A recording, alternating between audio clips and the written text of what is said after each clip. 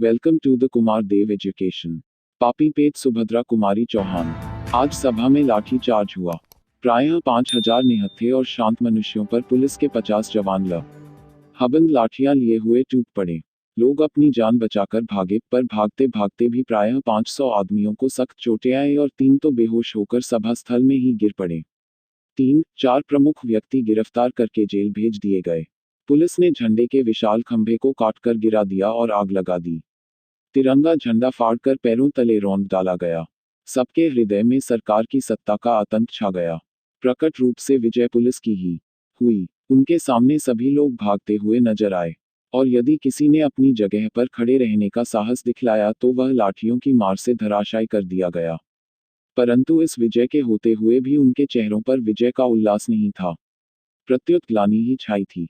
उनकी चाल में आनंद का हल्कापन न था, वरन ऐसा मालूम होता था कि जैसे पैर मन मन भर के हो रहे हों।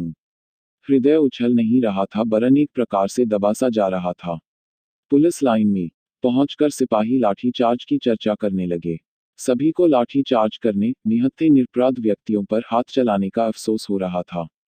राम खिलावन ने अपनी टोकरी में जाकर अंदर से दरवाजा लगा लिया और लाठी को चूल्हे में जला दी। उसकी लाठी के वार से एक सुकुमार बालक की खोपड़ी फट गई थी।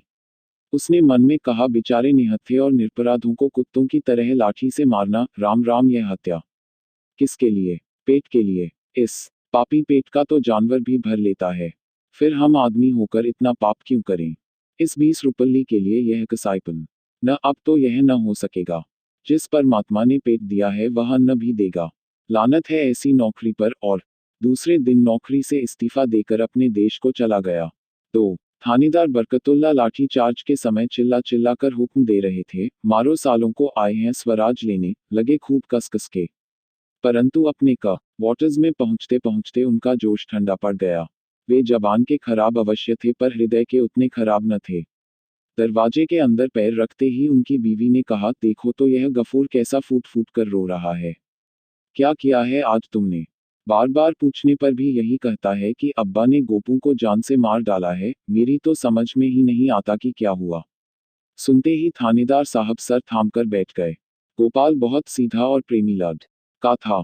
थानेदार का लड़का और गोपाल एक ही कक्षा में पढ़ते थे और दोनों में खूब दोस्ती थी।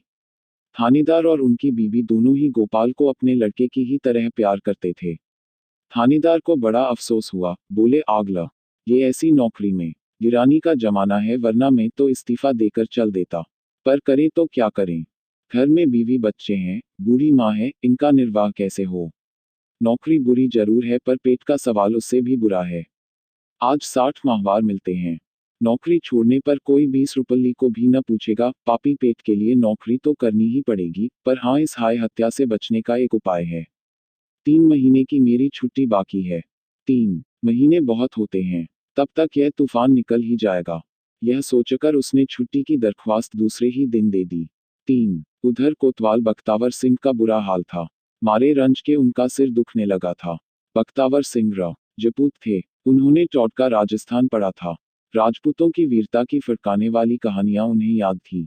चित्तौड़ के जौहर, जयमल और फत्ता के आत्मा बलिदान और राणा प्रताप की बहादुरी के चित्र उनके दिमाग में रह रह के चमक उठते थे। सोचते थे कि मैं समस्त राजपूत जाति की वीरता का वारिस हूँ। उनका सदियों का इकट्ठा किया हुआ गौरव मुझे प्राप्त है। मेरे पूर्वजों ने कभी निहत्थों पर शस्त्र नहीं चलाए, किंतु मैंने आज यह क्या कर डाला। ऐसे मारने से तो मर जाना अच्छा, पर पापी पेट जो न करावे सो थोड़ा। इसी संकल्प विकल्प में पढ़कर उन्होंने रात को भोजन भी नहीं किया। आखिर भोजन करते भी तो कैसे?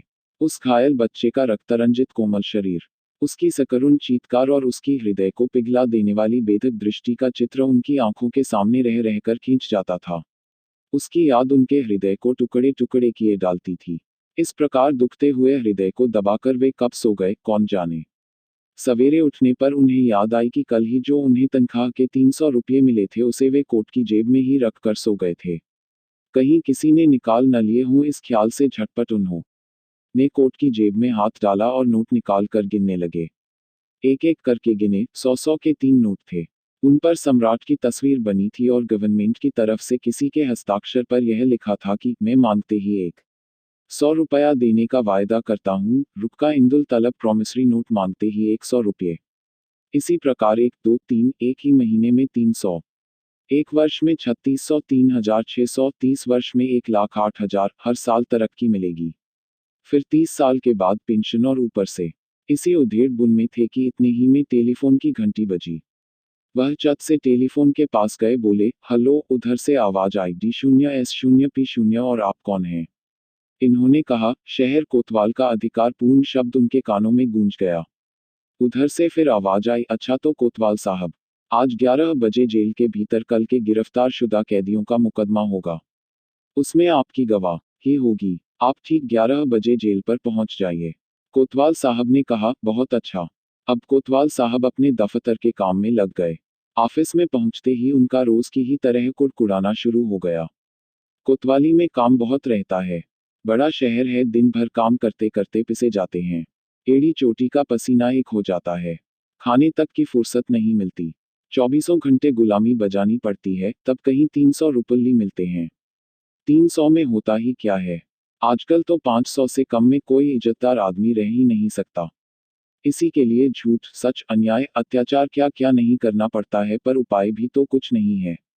इस 6 फीट के शरीर का कायम रखने के लिए पेट में तो कुछ छूटना ही पड़ेगा। क्या ही अच्छा होता यदि भगवान पेट न बनाता। इन्हीं विचारों में समय हो गया और कोतवाल साहब ठीक 11 बजे गवाही देने के लिए जेल को चल दिए। 4. लाठी चार्ज का हुक्म देने के बाद ही मजिस्ट्रेट राय साहिब कुन्नलाल जी को बड़े साहब का एक अर्जेंट रुपका मिला। साहब ने उन्हें फौरन बंगले पर बुलाया था। इधर लाठी चार्ज हो ही रहा था कि उधर वे मोटर पर सवार हो पड़े। साहब के बंगले पहुंचे। काम की बातों के समाप्त हो जाने पर उन्हें लाठी चार्ज कराने के लिए धन्यवाद देते हुए बड़े साहब ने इस बात का भी आश्वासन दिया कि राय बहादुरी के लिए उनकी सिफारिश अवश्य की जाएगी। बड़े साहब का उपकार मानते हुए राय साहब कुन्नलाल अपने बंगले लौटे। उन निहत्थों पर लाठी चलवाने के कारण उनकी आत्मा उन्हीं को कोस रही थी। हृदय कहता था कि यह बुरा किया। लाठी चार्ज बिना करवाए भी तो काम चल सकता था। आखिर सभा हो ही जाती तो अमन में क्या खलल पड़ जाता।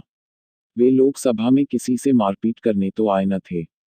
फिर मैंने ही उन्हें लाठी से पिटवा कर कौन सा भला काम कर डाला। किंतु दिमाग ने उसी समय रोक कर कहा, यहाँ भले बुरे का सवाल नहीं है। तुमने तो अपना कर्तव्य पालन किया है। स्वयं भगवान कृष्ण ने कर्तव्य के लिए निकट संबंधियों तक को मारने का उपदेश अर्जुन को दिया था। फिर तुम्हारा कर्तव्य क्या है? अपने अफसर की आज्ञा का पालन करना। आतंक जमाने के लिए लाठीचार्ज कराने का तुम्हें हुक्म था। तुम सरकार का नमक खाते हो, उसकी आज्ञा का उल्लंघन नहीं कर सकते। आज्ञा मिलने पर उचित अनुचित का विचार करने की जरूरत ही नहीं। स्वयं धर्म नीति के ज्ञाता पितामह भीष्म ने दुर्योधन का नमक खाने के ही कारण अर्जुन का पक्ष सत्य होते हुए भी दुर्योधन का ही साथ दिया था। इसी प्रकार तुम्हें भी अपना कर्तव्य करना चाहिए, नतीजा बुरा हो चाहे भला। पर फिर उनके हृदय ने काटा। न जाने कितने निरपराधियों के सिर फूटे होंगे। दिमाग ने कहा, फूटने दो। जब तक सरकार की नौकरी करते हो तब तक तुम्हें उसकी आज्ञा का पालन करना ही पड़ेगा, और यदि आज्ञा का पालन नहीं कर सकते हो तो ईमानदारी इसी में है कि नौकरी छोड़ दो। माना कि आखिर ये लोग स्वराज्य के लिए ही झगड़ रहे हैं। उनका काम परमार्थ का है, सभी के भले के लिए है, पर किया क्या जाए। नौकरी छोड़ दी जाए तो इस पापी पेट के लिए भी तो कुछ चाहिए। हमारे मन में क्या देश प्रेम नहीं है? पर खाली पेट देश प्रेम नहीं हो सकता। आज नौकरी छोड़ दे तो क्या स्वराज्य वाले मुझे 600 रू दे देंगे? हमारे पीछे भी तो गृहस्थी लगी है। बाल बच्चों का पेट तो पालना ही होगा। इसी प्रकार सोचते हुए वे अपने बंगले पहुंचे। घर पहुंचने पर मालूम हुआ कि पत्नी अस्पताल गई है। लाठीकांड में लड़के का सिर फट गया है। उनका कलेजा बड़े वेग से धड़क उठा। उनका एक ही लड़का था। तुरंत ही मोटर बढ़ाई, अस्पताल जा पहुंचे। देखा कि उनकी स्त्री गोपू को गोद में लिए बैठी आंसू बहा रही है। गोपू के सिर में पट्टी बंधी है और आंखें बंद हैं। उन्हें देखते ही पत्नी ने पीड़ा और तिरस्कार के स्वर में कहा, यह है तुम्हारे लाठीचार्ज का नतीजा। उनका गला रुंध गया और आंसू भी वेग से बह चले। राय साहब कुन्नलाल के मुंह से एक शब्द भी न निकला। इतने ही में डॉक्टर ने आकर उन्हें सांत्वना देते हुए कहा, कोई खतरे की बात नहीं है। घाव गहरा जरूर है, पर इससे भी गहरे गहरे घाव भी अच्छे हो जाते हैं, आप चिंता न कीजिए। राय साहब ने पत्नी से पूछा, आखिर तुमने इसे वहां जाने ही क्यों दिया? पत्नी न कहा, तो मुझसे पूछ के ही तो वहां गया था न। रात भर गोपू बेहोश रहा और दूसरे दिन भी बेहोशी दूर न हुई। दूसरे दिन 11 बजे दिन से जेल में मुकदमा होने वाला था, परंतु न्यायाधीश ठीक समय पर न पहुंच सके। आज सजा सुनानी थी। मामला था, एक 13 साल की बालिका को बेचने के लिए भगा ले जाने का जुर्म साबित हो चुका था। न्यायाधीश के द्वारा उसे 6 महीने की सख्त कैद सजा दी गई थी। फैसला सुनाकर न्यायाधीश महाशय जेल आए। कोतव ल और राय साहब कुन्नलाल की गवाही हो जाने पर अभियुक्तों में से एक 2 साल की सख्त कैद और 2000 जुर्माना, दूसरे को 1.5 साल की सख्त कैद और 1500 जुर्माना, तीसरे को 1 साल की सख्त कैद और 500 जुर्माना की सजा दे दी गई। अभियुक्तों ने मुकदमों में किसी प्रकार का भाग नहीं लिया और न पेशी ही बढ़वाई, इसलिए मुकदमा करीब 1 घंटे में ही समाप्त हो गया। तीनों अभियुक्त प्रतिष्ठित सज्जन थे और राय साहब की जान पहचान के थे। मुकदमा खत्म हो जाने पर राय साहब ने उनसे माफी मांगते हुए कहा, क्षमा करना भाई, इस पापी पेट के कारण लाचार है, वरना क्या हमारे दिल में देश प्रेम नहीं है। यह कहकर उन्होंने अपनी आत्मा को संतोष दे डाला और जल्दी जल्दी अस्पताल आए। गोपू की हालत और भी ज्यादा खराब हो गई थी। उसकी नाड़ी क्षीण पड़ती जा रही थी। राय साहब के पहुंचने पर उसने पहली ही बार आंखें खोली। उसके मुंह पर हल्की सी मुस्कुराहट थी। धीमी आवाज से उसने कहा, बंदे माँ। म की ध्वनि नहीं निकल पाए। म के साथ ही उसका मुंह खुला रह गया और आंखें सदा के लिए बंद हो गईं। उसकी माता चीख मारकर लाश पर गिर पड़ी। राय साहब के शून्य हृदय में बार बार प्रश्न उठ रहा था, यह सब किसके लिए? और मस्तिष्क से प्रतिध्वनि उसका उत्तर दे रही थी, पापी पेट के लिए। Like, share and subscribe. Thanks for watching.